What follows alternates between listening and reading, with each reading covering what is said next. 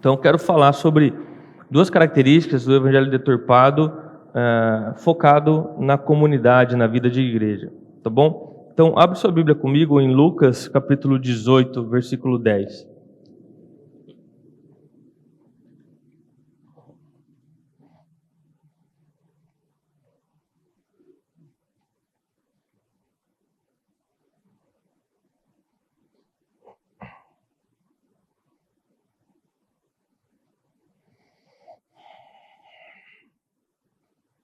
Lucas 18, 10. Jesus aqui ele está contando uma parábola, né, uma ilustração, para ensinar uma verdade sobre o reino dos céus. E ele começa falando assim, ó.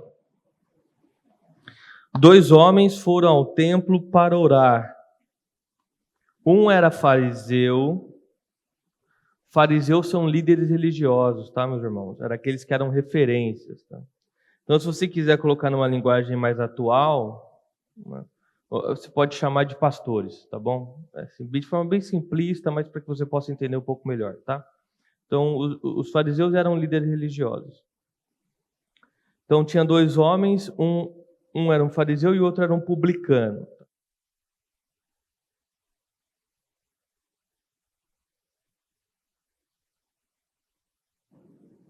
Só que elas cobravam em cima, né? Então havia muita corrupção. Então um cobrador de impostos era alguém corrupto, era alguém que participava de uma máfia ali de uma quadrilha mesmo, né? Para roubar as pessoas.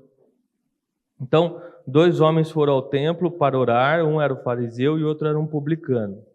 O fariseu ficou em pé e orava de si para si mesmo, desta forma: ó Deus, graças te dou porque não sou como os demais homens, roubadores, injustos e adúlteros, nem ainda como este publicano. Jejuo 2 vezes por semana, dou o dízimo de tudo que eu ganho. O publicano, estando em pé, longe, nem mesmo ousava levantar os olhos para o céu, mas batia no peito dizendo: ó Deus, tem pena de mim que sou pecador. Eu lhes digo que foi o cobrador de impostos, né, o publicano, e não o fariseu, quem voltou para casa justificado, abençoado diante de Deus. Bom, então, segura aberto aí que nós vamos voltar algumas vezes nesse texto. Então, nós temos 2 pessoas aqui. Uma era um líder religioso e outro era um cobrador de impostos, um corrupto, não é? O líder religioso, ele começa a orar. Os 2 lá estão orando, mas o texto começa a relatar como era a oração do líder religioso. E o próprio texto fala que ele ficou em pé e orava de si para si mesmo, não é? Ó Deus, graças te dou porque não sou como os demais homens. Não é? Então você percebe aqui que ele se vê de uma forma superior moralmente às demais pessoas. Ele se vê de tal forma que ele está muito mais próximo de Deus do que outras pessoas. E ele diz no texto, não é? Ele traz alguns motivos pelo qual ele se vê assim. Então, por exemplo, ele fala que ele jejua 2 vezes por semana. Eles tinham uma lei que dizia que você deveria jejuar, se me falha a memória, irmãos, 1 vez por ano. Tá? Se não me falha a memória. Ele que está dizendo aqui que ele faz mais do que é pedido. Então ele fala: eu jejuo mais do que me pedem. Né? Então ele está mostrando, eu faço muito. Minha disciplina espiritual é assim, é mais do que eu precisava. Ele também diz assim: eu dou o dízimo de tudo que eu ganho. Então, assim, ele tá falando, né, do quanto ele faz e o quanto ele é perfeito no que ele faz, indo até mesmo além do pedido. E por isso ele se vê como alguém moralmente superior, alguém mais santo, alguém mais próximo de Deus. Né? Ele se coloca nessa posição. Então, você vê a oração dele, parece que ele tem a expectativa de Deus agradecer ele por seguir a Deus. Deus está, nossa, que alegria como alguém tão superior quanto você me seguir, né? É um prazer para mim isso, né? Então, parece que ele está esperando Deus dar os parabéns, né?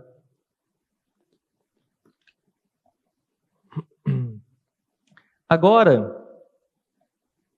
porque ele se acha superior porque, né, ele deu os motivos dele, mas veja que esses motivos que ele dá o permite se sentir superior porque ele está se comparando com outra pessoa. Ele não está se comparando com Deus. Não é? Ele está se comparando com outra pessoa. Então, perceba, a referência deste homem não é Deus. Ele está se comparando com pessoas. Então, a referência dele são outras pessoas.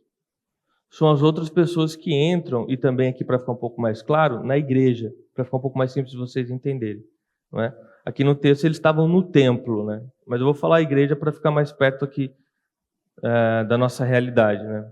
Então, este homem santo, ele está dentro da igreja, né? Essa pessoa que se vê assim, e ela fica se comparando com aqueles que estão também entrando na igreja, estão dentro da igreja. A referência dele, então, não é Deus. Ele não está se comparando e tendo Deus como referência. Ele está se comparando e tendo como referência outras pessoas. Então, perceba. A primeira característica de um evangelho deturpado é que as pessoas não têm mais como referência o próprio Deus. Elas colocam referência, elas se apoiam em referências que são outros homens. A referência de sucesso delas é olhar para as outras pessoas e se achar melhor que elas. E não mais olhar para Deus e desejar ser mais parecido com Deus. Então veja, nós deveríamos olhar para Deus para que nós possamos nos aproximar dele e se tornar cada dia mais parecido com ele.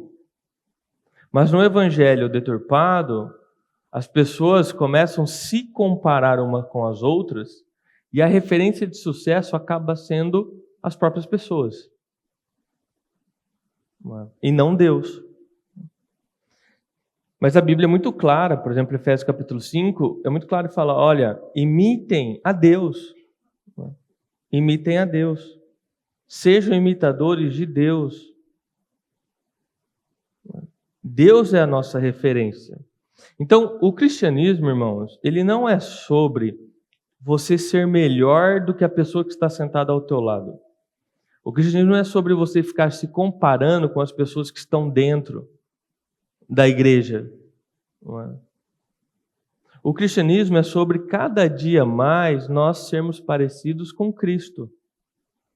Cada dia mais estarmos mais próximos da referência que é o próprio Senhor, nosso Senhor Jesus Cristo.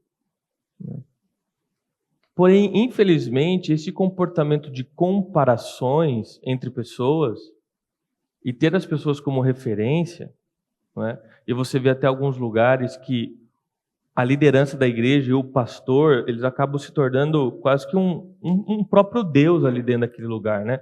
Se torna um ídolo.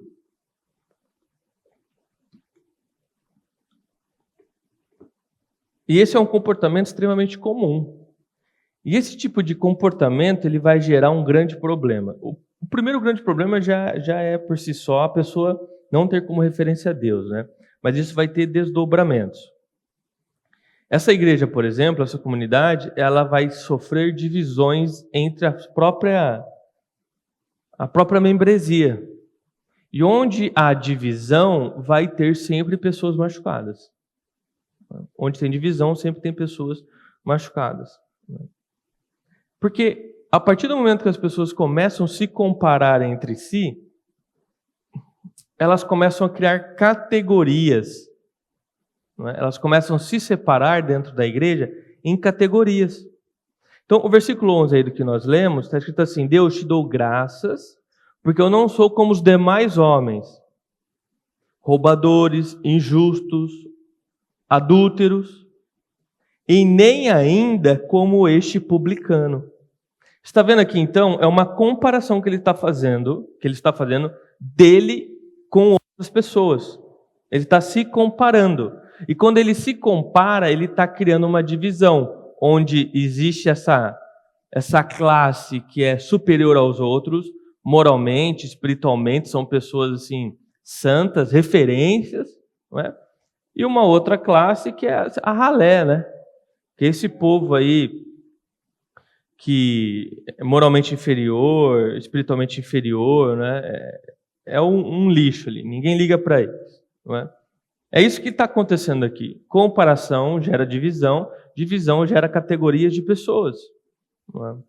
Então, é claro que você vai ter várias categorias nas igrejas, mas vou pegar todas elas e vou dividir em 2 grandes grupos, tá?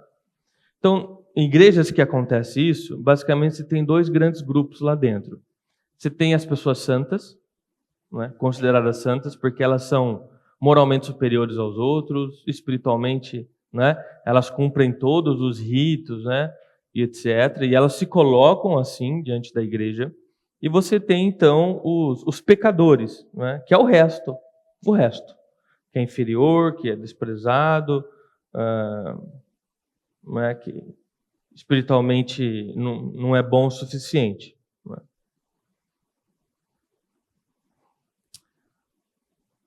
Dessa forma, vai prestando atenção, irmãos. Você precisa prestar atenção para você não perder a linha de pensamento, porque é um assunto muito sério. E ele toca em pilares do Evangelho. Essas pessoas que se acham santas e tal, elas se unem e acabam formando um clube, sabe? Um clube. Não é? E quando chega pessoas na igreja, esse clube aqui, que é o superior, moralmente, espiritualmente melhor que eles investem mais tempo em tentar forçar aquelas pessoas a se encaixarem nos seus padrões, na sua cultura e naquilo que elas acreditam ser, do que de fato investir tempo em pregar o evangelho para aquelas pessoas. Então, quando chega alguém diferente no clube, né, os santos, eles começam a apontar o dedo, eles começam a se comparar, como esse fariseu aqui. Né? Nossa, Deus, chegou agora um lixo aí. Né? Chegou alguém inferior a nós. Né? Graças a Deus, porque nós não somos como eles. Né?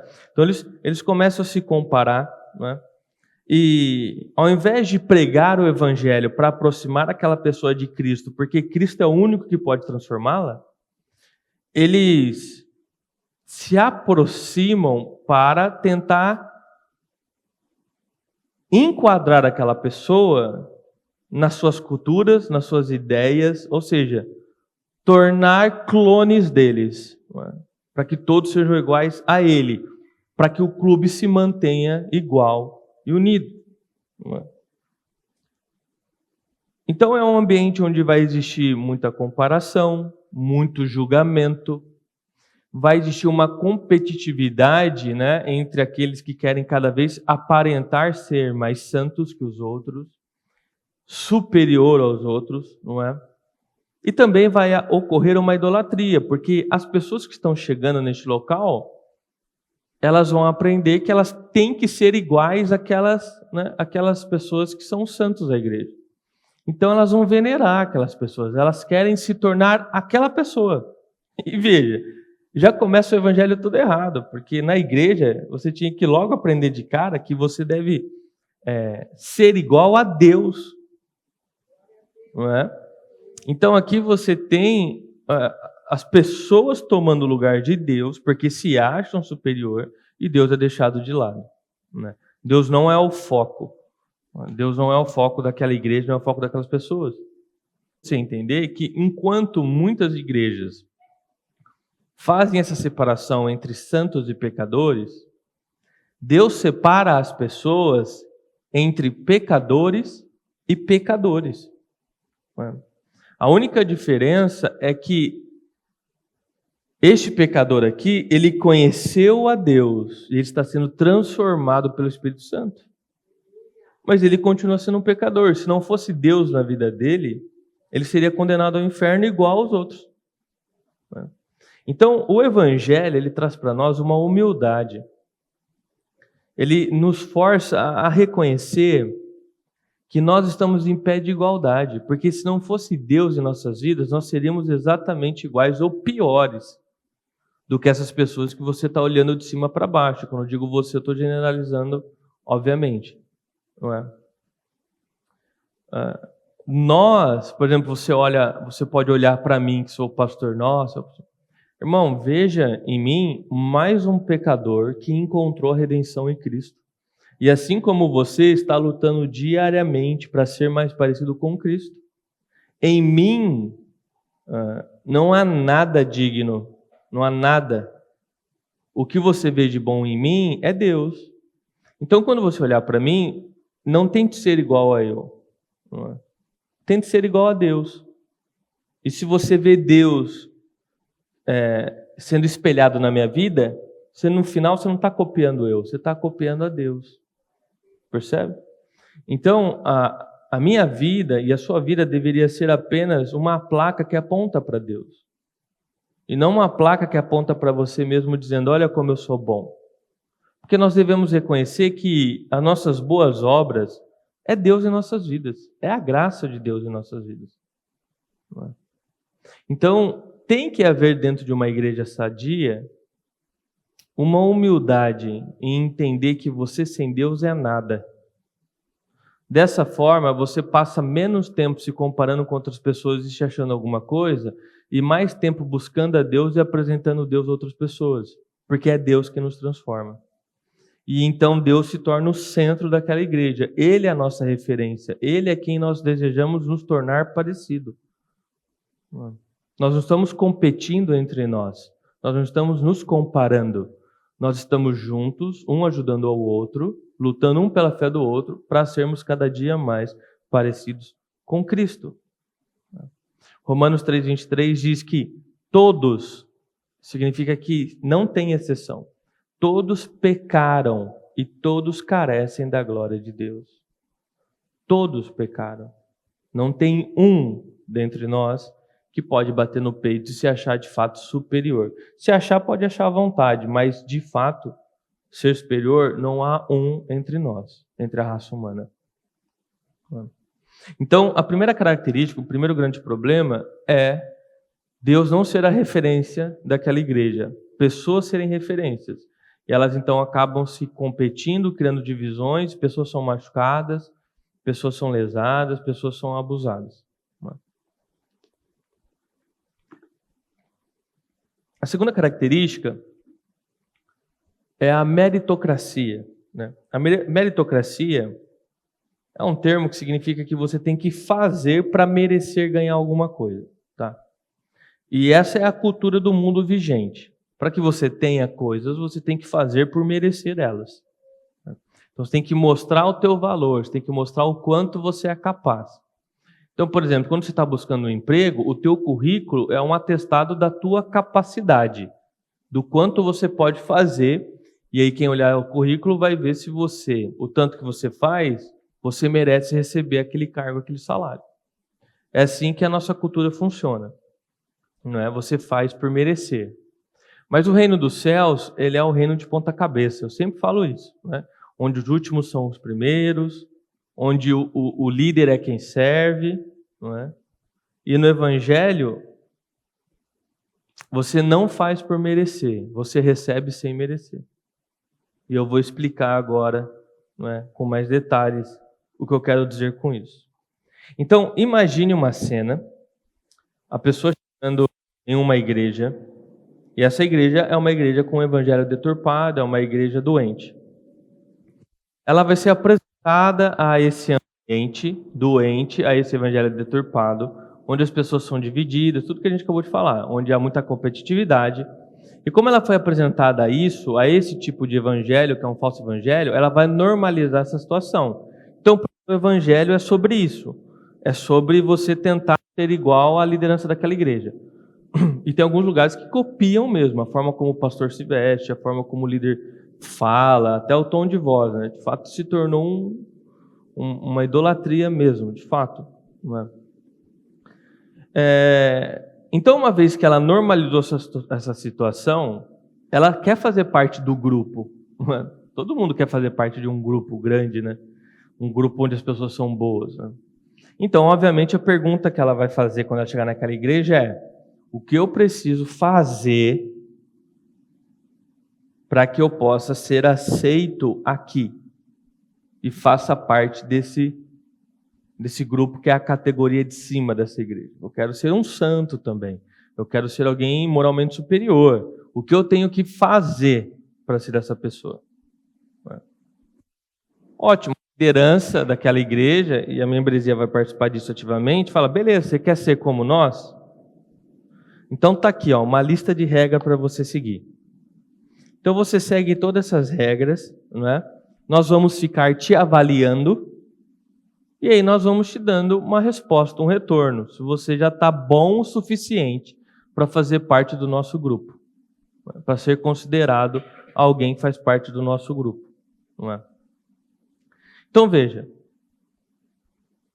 aqui nós temos a igreja que tirou Deus do centro, e o foco dela é fundamentado em meritocracia, com foco no comportamento da pessoa. Então a pessoa que entra naquela igreja, ela tem que fazer por merecer, para participar e ser aceita ali. Não é? É meritocracia. Você tem que fazer, você tem que mostrar serviço. Você tem que cumprir todas as regras que tem ali. E uma vez que você cumprir todas as regras, não é? Seu comportamento ser igual ao nosso, você é merecedor, merecedora de fazer parte aqui. Então perceba, são igrejas onde existe um adestramento moral. Então as pessoas são tratadas como cachorro. Então você vai ensinar elas a sentar, ensinar elas a levantar, a dar a patinha, não é?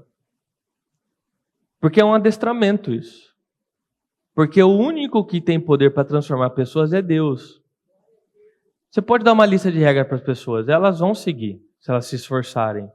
Mas aquilo ali é um adestramento, não é uma transformação genuína de quem ela é. De quem ela de fato é. Então, você fazer parte daquela igreja e da categoria de cima, tudo vai depender da tua habilidade de seguir regras, do quanto você faz por merecer. E aí você vai ganhando acessos, né? E você vai tendo acessos lá dentro, até que você de repente faz parte da cúpula, né? Da cúpula do poder. Então, de novo, traz a primeira característica. Não se trata de seguir a Jesus e ser aceito por Jesus. Junta com a segunda característica. Se trata de fazer por merecer, seguindo um conjunto de regras que os líderes criaram, que o pastor daquela igreja inventou, que você tem que ser daquele jeito, não é? E muitas vezes essas interpretações vêm de ensinos bíblicos mal interpretados e deturpados, não é? E muitos também é extra totalmente Bíblia, não tem nem a ver com a Bíblia, tá? Então, você faz por merecer, você tem um bom desempenho, você obedece regras, não é? E então você merece ser salvo e ser aceito naquela igreja. E você então vai poder participar, ter acesso. Não é? Quem agia assim na Bíblia? Os fariseus. Nós acabamos de ler no texto sobre um fariseu. E o texto termina: quem foi abençoado por Deus? Quem foi justificado por Deus? O publicano, o corrupto, o pecador, não o líder religioso. Ou seja, ser um fariseu, esse líder religioso, claramente Deus não está apoiando esse tipo de atitude. Eles justamente eram aqueles que criavam regras, ficavam avaliando pessoas, se comparando, manipulando, oprimindo com peso. Né? E em diversos momentos você vê Deus num embate com eles, né? Jesus indo contra eles. Então, Eu só parei aqui só o trecho de Mateus 23. Olha o que Jesus fala para eles. Que aflição os espera, mestres da lei e fariseus, hipócritas. Já começa num tom muito amigável, né? Então Jesus, ele está falando, olha, vocês não sabem o que espera vocês. Jesus está falando sobre a perdição eterna, né? E Jesus já manda logo o dedo na cara e chama eles de hipócritas. São como túmulos pintados de branco, bonito por fora, mas cheio de osso e toda espécie de impureza por dentro. Jesus também fala em Mateus 23, serpentes, raça de víboras, como escaparão do julgamento do inferno? Veja o choque, eles eram os líderes religiosos, as pessoas queriam ser como eles. E o próprio Deus os chama de hipócritas, raça de víboras. E fala para eles, olha, quem vai livrar vocês do inferno? Então, Jesus, ele denunciava e rejeitava toda essa deturpação do evangelho.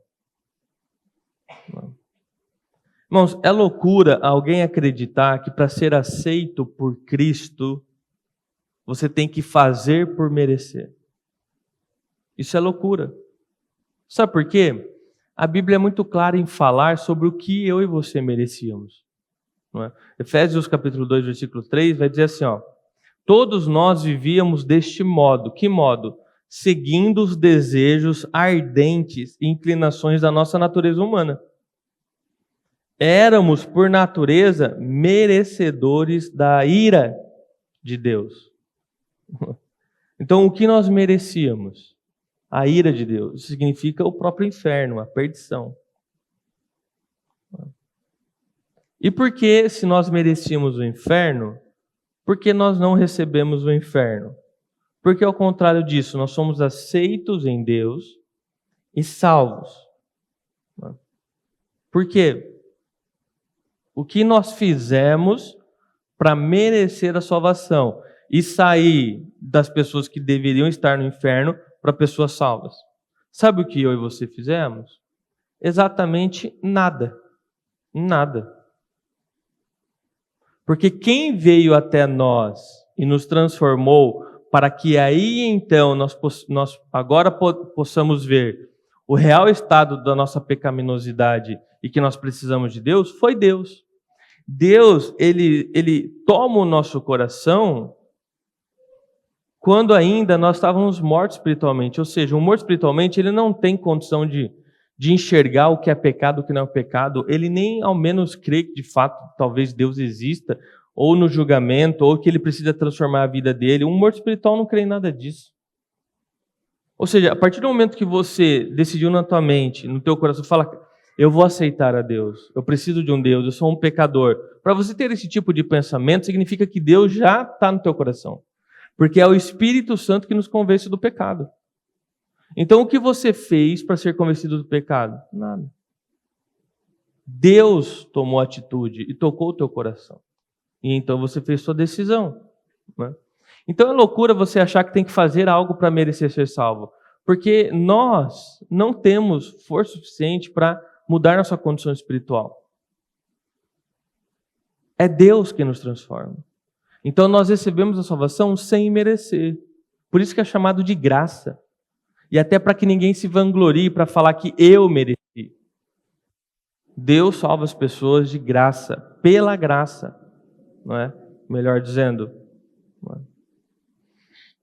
E o versículo 4 de Efésios fala assim, ó, mas Deus é tão rico em misericórdia e nos amou tanto que, embora estivéssemos mortos por causa do nosso pecado, então como nós estávamos mortos, Ele nos deu vida juntamente com Cristo. E pela graça vocês são salvos. Percebe? Você não virou um super-homem ou super-mulher, né, para se tornar salvo, para Deus olhar para você. Você não fez algo para merecer isso. Foi Deus que é rico em misericórdia e te amou tanto que, embora você estivesse morto e fosse merecedor da ira, pela graça Ele te salvou. Então entenda, se hoje, em algum momento da tua vida, mesmo que você conseguisse cumprir toda a lista, não é, de regras e tarefas do que você acha que deveria fazer para merecer ser salvo por Deus. Então, eu acho que todo dia eu tenho que jejuar, eu tenho que ler a Bíblia pelo menos 2 horas, eu tenho que orar por umas 3 horas, eu tenho que participar de tudo que acontece na igreja. Enfim, as pessoas criam suas listas do que é ser um cristão, né? Mesmo que você todos os dias acertasse a sua lista, você nunca mereceria ser salvo. Nunca, simples assim. A Bíblia fala que as melhores obras que o homem pode fazer diante de Deus é como um trapo sujo. Por quê? Porque nossa natureza é pecaminosa. Não é? Então guarde no teu coração, você não recebeu a salvação pelo teu desempenho, mas você recebeu a salvação pelo desempenho que Cristo teve na cruz. Ou seja, não é pelo que você fez, mas foi pelo que Jesus fez por você na cruz. É assim que você recebeu a sua salvação. Foi assim que você foi aceito pela graça de Deus. Então, enquanto no evangelho deturpado, igrejas deturpadas vão dizer, olha, você tem que obedecer regras para ser aceito, se valendo de motivação, se valendo disso, né? Usando o medo, a manipulação como motivação, ou seja, se você não ficar igual nós, você não seguir nossas regras, se você não se tornar como nós somos, você vai para o inferno. Então a motivação que você tem para cumprir as regras é medo. E você já pode ter passado por isso na igreja. Você faz as coisas que tem que fazer, é mais por medo do que por qualquer outra coisa. Você está com medo de ir para o inferno, você está com medo de ser castigado por Deus. Porque foi isso que te ensinaram. Então você faz tudo que tem que fazer, mas é por medo. Né? Enquanto essas igrejas, esses líderes se valem do medo, o evangelho inverte isso e diz assim, filho, você não merecia, mas eu morri por você. Você não merecia, mas eu te aceitei. E agora, o que nós fazemos? Nós cumprimos a vontade de Deus, não por medo de não sermos aceitos, mas por gratidão, por Ele ter nos amado e nos aceitado, mesmo quando nós não merecíamos. A mudança de motivação pela qual você serve a Deus muda tudo, irmãos. Quando você é motivado pelo medo, é uma vida dura, pesada. Agora, se você é motivado pelo amor de um pai que te ama, é outra coisa. Você se esforça não porque você está tentando fazer por merecer. Você não está fazendo as coisas porque você quer mostrar que você é bom. É uma forma de você responder o amor que veio até você. Então é o mesmo sentimento, mesmo entre aspas, mas um grau de comparação para nós termos uma ideia, de você fazer algo pelo teu pai, pela tua mãe, ou pela tua esposa, pelo teu esposo. Você quer fazer algo porque você foi amado por aquela pessoa e você a ama em retorno disso. E você expressa esse amor. Entendeu? Então a vida cristã é sobre expressar o amor que nós sentimos a Deus, porque Ele nos amou primeiro. Então não é motivado pelo medo, não é se valendo de meritocracia, nada disso. Percebe como o evangelho ele é muito mais leve do que muitas igrejas fazem entender que ele é? Em Gálatas, capítulo 1, versículo 6, diz assim: admiro-me que vocês estejam se afastando tão depressa daquele que o chamou para si por meio da graça de Cristo. Todas as vezes que você lê pela graça de Cristo, é um favor que Deus fez por nós e nós não merecíamos ele, tá? Vocês estão seguindo um caminho diferente que se faz passar pelas boas novas, ou seja, vocês estão seguindo um evangelho diferente que se faz passar pelo evangelho verdadeiro, mas que não é o evangelho verdadeiro de maneira nenhuma. Estão sendo perturbados por aqueles que distorcem de forma deliberada o evangelho de Cristo. Ou dependendo da tua tradução, é as boas novas, né?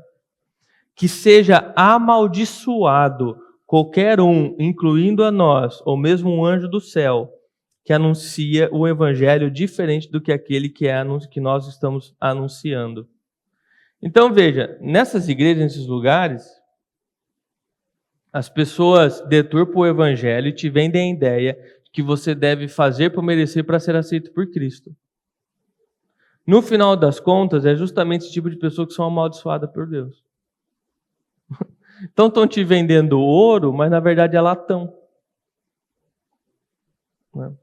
Porque aqueles que pregam o evangelho deturpado, aqueles que de forma deliberada distorcem o evangelho, esses são os amaldiçoados. Esses são os amaldiçoados. E Paulo aqui, ele fala, mesmo que um anjo do céu anuncie algo diferente, esse anjo é amaldiçoado. E de fato é. Satanás era um anjo, ele deturpou o evangelho e ele é amaldiçoado. Então, aqui Paulo está chamando a atenção para o quê? Ele estava pregando o verdadeiro evangelho e rapidamente as pessoas começaram a seguir evangelhos deturpados, criar suas próprias versões. E isso estava sendo motivado pelos pastores. Naquele momento não tinha pastor, mas estou falando para que você entenda melhor. Ou seja, pelos líderes que estavam no meio ali do povo, do templo, etc. Eles deturpavam o evangelho e eles faziam as pessoas se perderem dentro da própria igreja. Então, olha que loucura e a astúcia de Satanás. A pessoa vai até a igreja para encontrar salvação, lá ela cai no evangelho deturpado e ela se perde justamente dentro da igreja. Dentro da igreja é onde ela se perde. Dentro da igreja é onde ela é amaldiçoada. E dentro daquela igreja é onde ela perde a salvação dela. Aquela igreja, entre aspas, obviamente. Então você percebe o quanto de pessoas que estão dentro da igreja estão sendo amaldiçoadas e vão para o inferno. E elas creem que estão seguindo o verdadeiro evangelho? Estão seguindo lideranças que pregam o evangelho deturpado? O que as pessoas aqui estavam falando era justamente isso. Olha, Jesus veio, ele morreu por vocês e pela graça vocês são salvos. Esse é o evangelho, esse é o evangelho. O que essas igrejas estão falando é: Jesus veio, morreu por vocês e ressuscitou. Mas isso não é o suficiente para você ser salvo e ser aceito. Você tem que seguir as nossas regras também.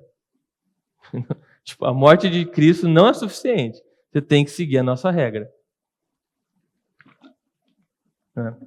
Então, uma situação hipotética. Imagina um pastor, uma liderança, que ele começa a criar regras e culturas dentro da igreja baseado nos seus gostos pessoais, baseado nas suas experiências, baseado em interpretações equivocadas, nos seus achismos, ou até mesmo de forma deliberada para manipular a igreja, para ter a igreja para você. Não é? E aí, então, quando uma pessoa chega e não segue aquelas regras, essa liderança vai apontar o dedo para essa pessoa e vai fazer como o fariseu fazia. Ó. É um adúltero, é um cobrador de impostos, ou seja, esse cara é um pecador. Ele não merece estar entre nós. Então a própria igreja se organiza para afastar essa pessoa. E é quando a pessoa começa a tornar um clube. Já foi em igreja que, assim, ela pode ter uma igreja grande. Fala, nossa, as pessoas lá são unidas e tal. Mas tenta chegar lá e não cumprir regras. Você vai ser colocado do lado de fora. Você vai ser massacrado, abusado. Porque a liderança daquela igreja criou culturas baseadas em sabe Deus o quê. E as pessoas que estão lá, elas são unidas. Mas porque elas são manipuladas, porque elas são oprimidas, elas vivem sobre um peso. Se elas não seguirem determinada regra, o pastor vai ligar na casa delas. Um líder vai nelas. Se elas não fizerem alguma coisa que a igreja acha que deveria ter feito, eu não estou falando de palavra de Cristo, estou falando dessas regras e deturpações. Né? Você vai cair de nível, você não vai poder mais ter acesso a algumas coisas.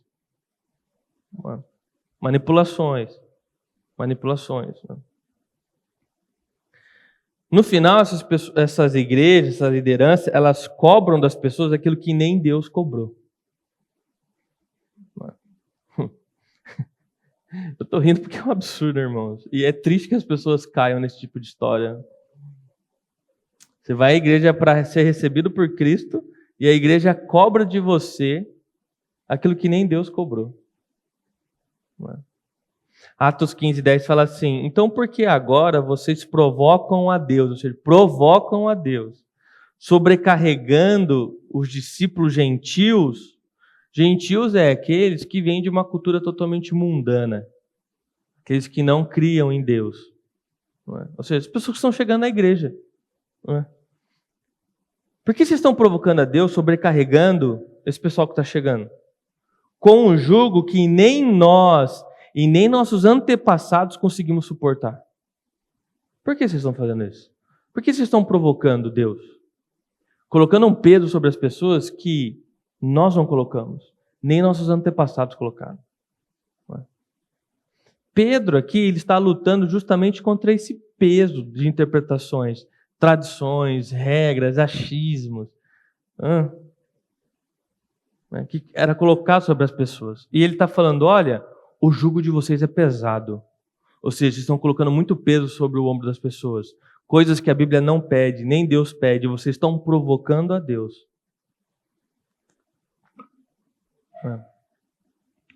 Aí você vê Deus, né? Jesus, como que ele lidava? Mateus 11, 28 e 30. Né? Venham a mim todos que estão cansados e sobrecarregados, e eu lhes darei descanso.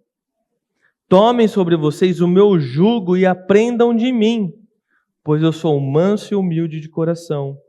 E vocês encontrarão descanso para suas almas, pois o meu jugo é suave e o meu fardo é leve. A igreja deveria te conduzir a um descanso da alma e não a um peso de aflição e medo. A igreja deveria te levar a um lugar leve e não a um lugar de opressão. Jesus está falando isso por quê? Porque as pessoas estavam cansadas. Cansadas do quê? Do peso das igrejas, dos líderes. Elas estavam cansadas, estava pesado demais. A comunidade, o clubinho era muito pesado. As pessoas estavam cansadas de regras, leis, interpretações erradas da Bíblia. Coisa de doido. E Jesus começa dizendo, venham até mim, venham até mim. Enquanto os líderes estavam dizendo, façam. Olha a diferença de abordagem. Enquanto Cristo está falando, venha até mim, encontre descanso em mim. A igreja, a liderança está falando, façam por merecer, para aí então você ser aceito.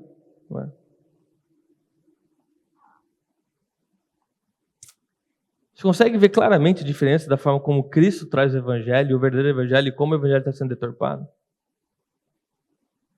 E como o evangelho está sendo deturpado? Então a pessoa chega na igreja e aquilo, façam, né? Façam, são ordens, né? Mude a forma como você penteia seu cabelo, mude a forma como você se vista, pare de usar boné, para disso, para daquilo, faça aquilo outro. É uma regra, é uma lista de um monte de regra, é só faça. Eu vim aqui procurando, venham até mim, vocês estão cansados, sobrecarregados. Eu entrei aqui procurando descanso, eu achei mais trabalho para a minha vida, né? Eu encontrei mais medo, mais opressão, vou voltar para o mundo, lá estava mais gostoso. Percebe? Não é? Percebe? Não é? Não. Jesus fala, venham, descansem, eu irei transformar vocês. Não é? E ele segue falando, tomem o meu jugo, pois ele é suave. Jesus está falando, torne-se meu discípulo. Ser meu discípulo é suave. Deixe de ser discípulo de homens, deixe de ser discípulo de mulheres, deixe de ser discípulo de pastores, deixe de ser discípulo de igreja, se torne meu discípulo. Porque o meu jugo é suave. Não é? E as pessoas que estavam ouvindo Jesus eram os discípulos desses líderes religiosos. Eles frequentavam essas igrejas. Não é? E aí, de repente, Jesus está falando, olha, vocês estão sobre um jugo pesado. Vocês estão sobre regras, opressões, manipulações. Não é isso o evangelho. Se tornem meus discípulos, abandonem isso. Encontrem descanso em mim. Encontrem alívio em mim. 1 João 5,3 diz assim, porque nisto consiste o amor de Deus, obedecer aos seus mandamentos, obedecer os seus mandamentos. E os seus mandamentos não são pesados. Não são pesados. Às vezes eu encontro pessoas de diversas igrejas e a pessoa me falando como funciona lá, parece que ela arranjou um outro turno de trabalho. Ela vive mais oprimida, ela vive com medo de ser chamada a atenção, ela vive com medo do pastor, vive com medo da liderança. Ela tem uma lista de regras que ela tem que seguir, porque senão alguém vai ligar na casa dela. Se ela não ofertou, ela vai ser rebaixada e vão lá na casa dela obrigar ela a dar dinheiro. Irmãos, a cada coisa que você ouve, o mais incrível é que você ouve e vê, né? É que muitas dessas igrejas estão cheias. Por quê? As pessoas têm medo de sair, porque vão ser amaldiçoadas, porque o pastor vai amaldiçoar. Percebe? Então elas estão sendo motivadas pelo medo. Pelo medo. Veja quanta diferença, não é? Seguir a Cristo é leve, suave, não tem peso de manipulação, não tem cheiro de divisão, não é para haver competitividade, nem comparações entre nós. Irmãos, falar de meritocracia dentro do cristianismo, fazer por merecer, é trazer o foco para o homem. É o quanto você é bom em fazer coisas para merecer a graça de Deus. O quanto você é bom em performar, em cumprir regras. De novo, Deus é deixar de lado. Deus é deixar de lado. A Bíblia não apoia de forma nenhuma a ideia de que você tem que fazer por merecer a graça de Deus. Salmo 103:10. Não nos castiga por nossos pecados, nem nos trata como merecemos. Aqui está fortalecendo a ideia de que nós lemos no Novo Testamento. Deus não vai tratar você como merece. Por quê? Porque nós éramos merecedores da ira. Nós éramos merecedores do inferno. Entendeu? Então, pela graça e por amor, Ele chega até nós. Né? Então, por exemplo, vocês que são pais, mães, você consegue imaginar uma situação em que você vai sair para trabalhar de manhã? Você deixa uma lista de regras do que o teu filho, tua filha deve fazer em casa. E se ele não cumprir aquelas regras, você vai abandoná-lo? Você vai deixar de amar ele? Irmão, você é pai e mãe, você sabe que você então ia deixar de amar teu filho umas 90 vezes por dia. Né? Certo? Porque toda hora ele está deixando de fazer uma coisa que você pediu para fazer. E não só deixando, ele está fazendo justamente algo que não era para fazer. Não é? A Bíblia fala que Deus é um bom pai. Então, como que nós podemos olhar para Deus e achar que Ele age dessa forma conosco? Se nem nós agimos assim com nossos filhos. Certo? Então, a Bíblia fala de um Deus que nos expressa amor e perdão quando nós falhamos. Um Deus que se coloca como referência e dizendo claramente, olha, eu sou a referência, eu sei que vocês não conseguem chegar ao meu nível, vocês não vão ser perfeitos aqui, neste mundo agora, com este corpo. Mas eu vou ir transformando vocês até o dia que vocês sejam perfeitos. Né? Nós acabamos de estudar a vida de Sansão, irmãos. E nós vimos como Deus usa pessoas quebradas. Como Deus usa pessoas imperfeitas. Pela graça e pelo amor dEle. Né? Dessa forma, por que nós esperamos que as pessoas cheguem na igreja, se tornem perfeitas, para aí então elas poderem se envolver e fazer parte da nossa comunidade? Que da onde vem essa ideia? De que a pessoa que chega, ela deve primeiro se tornar uma pessoa perfeita, primeiro cumprir todos os ritos, todas as regras, ser igual ao clube, e aí então ela vai ser aceita. Da onde vem essa ideia, irmãos?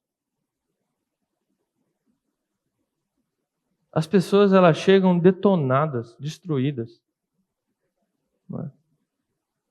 Deus não nos tratou assim, porque se você for sincero, você vai perceber que você está extremamente longe da perfeição. Extremamente longe da perfeição. Ou seja, nem você é o que você diz ser. De novo, estou generalizando, irmão. Então não é sobre você ser bom, não é sobre você ser perfeito, é sobre um Deus que por amor te salvou. Então nós não devemos ser motivados pelo medo de que Deus é um pai nervoso que está pronto para me expulsar de casa em qualquer deslize que eu cometer, nas minhas falhas. Não é? Eu vou passar vergonha no meio rua, porque todo mundo vai olhar e falar, realmente, ele era um nada, ele sempre foi isso. Tá? Né? Acho que acabou. Aí, voltou. É sobre um pai que, quando eu não consigo, ele chega mais perto e traz os irmãos mais perto para me levantar e me ajudar a andar. Então perceba, o papel da igreja era chegar mais perto das pessoas, para ajudá-las a se levantar e serem suporte daquilo que Deus está fazendo na vida dela. Romanos 12:2 diz assim: não imitem o comportamento e os costumes deste mundo, mas deixem que Deus os transforme por meio de uma mudança em seu modo de pensar, a fim de que experimentem a boa, agradável e perfeita vontade de Deus para vocês. Como é que nós experimentamos a boa, agradável e perfeita vontade de Deus? Quando Deus nos transforma. Quando Deus nos transforma. Por meio de uma mudança no nosso modo de pensar. E aí nós experimentamos a boa, perfeita vontade de Deus. Então, enquanto no Evangelho deturpado é faça, não é? E você tem que ficar, né, se enquadrando numa lista, e geralmente as pessoas, como elas vivem com medo, elas ficam assim, eu posso fazer isso? Eu posso fazer aquilo? Isso é pecado? Isso não é pecado? Não é? E muitas vezes falam, isso é pecado. Eu estava com tanta vontade de fazer. Né?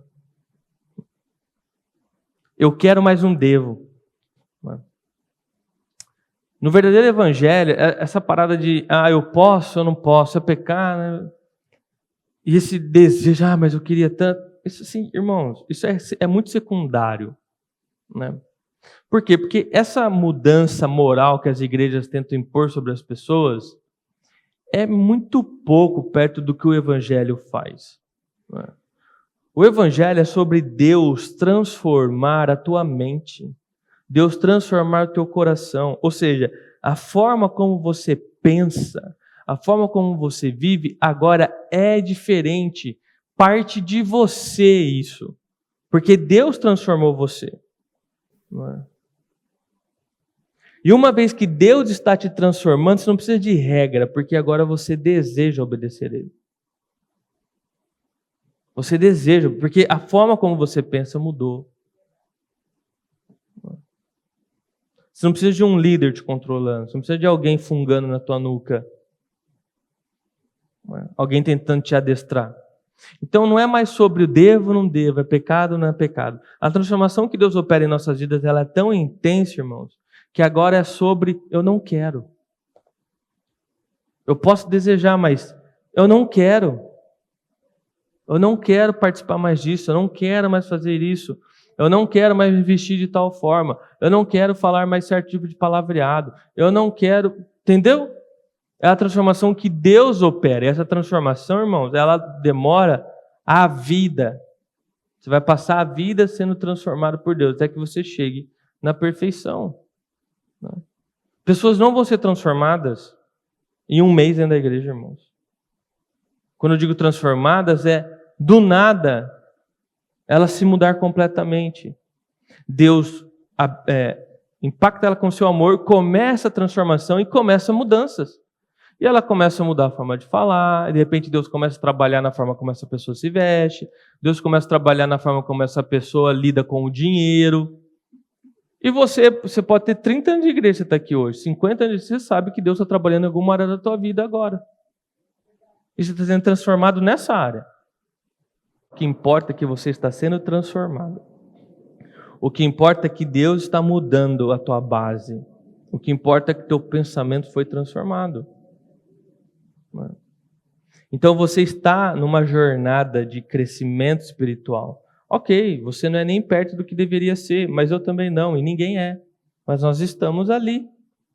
Nós estamos crescendo, nós estamos lutando contra o pecado. Falhamos? Ok, falhamos, mas nós estamos lutando contra o pecado. Nós estamos deixando aquilo que nos segurava. Nós estamos lutando para abandonar nosso pecado. Nós estamos sendo transformados.